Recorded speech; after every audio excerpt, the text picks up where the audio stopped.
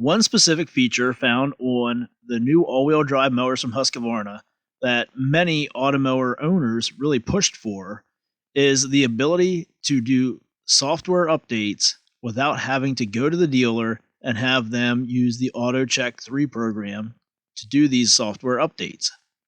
The new all-wheel drive mowers come with what Husqvarna calls Firmware Over The Air, or FOTA for short.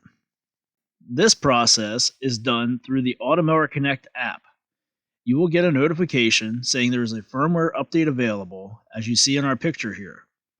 You will have the choice to either dismiss the notification or install the firmware update.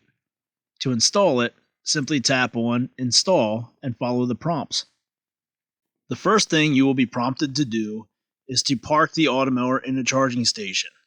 As you can see here, it tells you that the Automower needs to be at least 20% battery level to start the installation.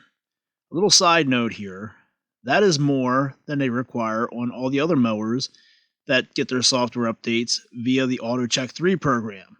Those mowers require at least 50% battery level.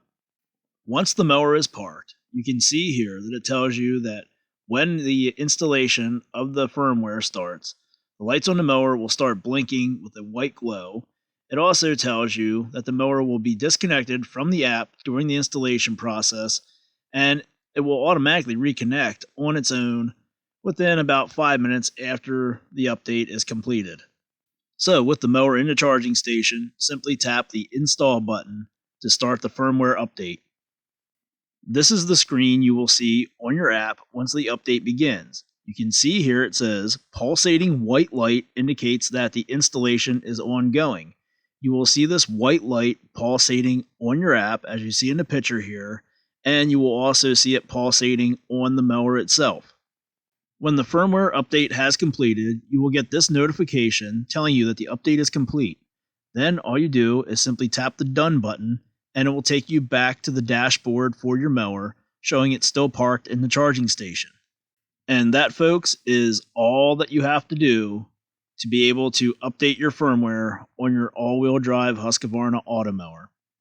If you still have questions about the firmware over-the-air feature on the all-wheel drive mowers, please be sure to leave the questions in the comment section below or send us an email with your questions at our provided email address in the video.